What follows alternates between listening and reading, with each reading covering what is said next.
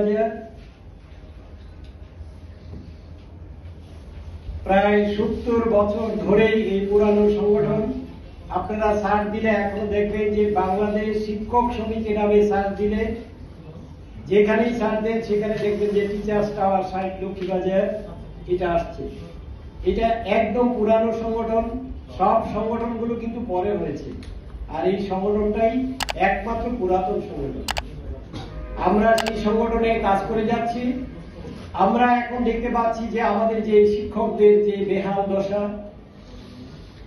স্বাধীনতার 50 বছর পরেও পরিবর্তন হয়েছে, কিন্তু সেভাবে কোনো পরিবর্তনের ছোঁয়া আমরা দেখি নাই। যে শিক্ষকরা এই জাতির বিবেক বলে সবাই সম্বোধন করেন, যে শিক্ষকদেরকে সবাই যে শিক্ষার মেরুদণ্ড বলে মনে করেন, সেই শিক্ষক এখন মেরুদণ্ডহীন। আর্থিকভাবে আমাদের সেই শিক্ষকরা আজ পর্যন্ত মাথা উঁচু করে দাঁড়াতে পারে না। আমরা বিভিন্ন সময়ে সরকারের কাছে বিভিন্ন সময়ে আমরা আমাদের সেই আর্তনাদগুলো আমরা বলার চেষ্টা করেছি, আমাদের সেই দাবিগুলো বলার চেষ্টা করেছি, কিন্তু অত্যন্ত দুঃখের বিষয় মাঝে মাঝে সামান্য দাবি পূরণ হলেও কিন্তু কাঙ্ক্ষিত লক্ষ্যে আমরা কেউই পৌঁছতে পারিনি আজকে 50 বছরে। আমি আপনাদের সম্মানিত সাংবাদিক ভাইদের মাধ্যমে বলতে চাই যে শিক্ষকরা এভাবে আর কতদিন থাকবে অবহেলিত? শিক্ষকদের দিকে সবারই এখন দেখা উচিত। দেশের শিক্ষক, যেখানে শিক্ষা ব্যবস্থা ছাড়া কি দেশের উন্নয়ন কোনদিন সম্ভব? আপনারা যারা আসছেন, যারা সচিবালয়ে বসে আছেন, যারা এই দেশের কর্ণধার, তাদের কি কোন শিক্ষকের হাতে কি তাদের হাতে করে ছিল না? তাহলে আজকে আমাদের এই শিক্ষকদের এই ধন্য দশা কেন? আমরা জানতে চাই।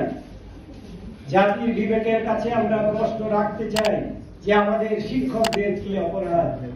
এই 50 বছরে এখনো আমরা আমাদের সেই লক্ষ্যে পৌঁছতে পারি নাই। এখনো অনাহারে অত্যাহারে কাটাতে হয় শিক্ষকদের। আমি শুধু একটা আমার আর্তনাদ, একটা 2-4টি লাইন আমি লিখে এনেছি, সেটা আপনাদের সাথে পাঠ করে আমার বক্তব্য আমি শেষ করব। এভাবে আর কতদিন? এভাবে আর কতদিন? অর্থাভাবে পারছি না দিতে বাড়ি ভাড়া, ছেলে মেয়েদের দিতে পারছি না ভরণ পোষণ ও পড়াশোনার খরচ,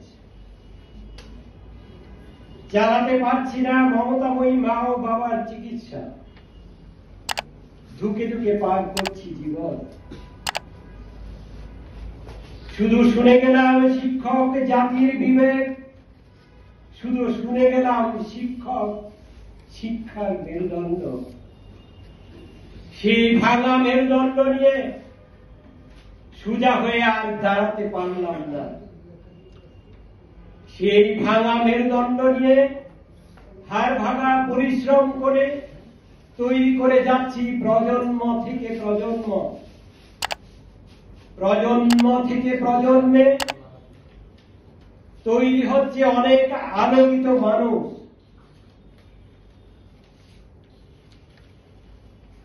জীবনের শেষ মুহূর্তে এসে দীর্ঘশ্বাস নিয়ে নিজেকে বলতে হচ্ছে, এভাবে আর কতদিন? এভাবে আর কতদিন? অবসর ও কল্যাণের টাকা সে তো এক বিড়ম্বনার সোনার হরিণ। অবসর ও কল্যাণের টাকা না পেয়ে চিকিৎসার অভাবে ধুকে ধুকে মরছে শিক্ষক সমাজ। এভাবে আর কতদিন? এভাবে আর কতদিন? এভাবে আর কতদিন? দেখার কিছু নেই। সকলকে অনেক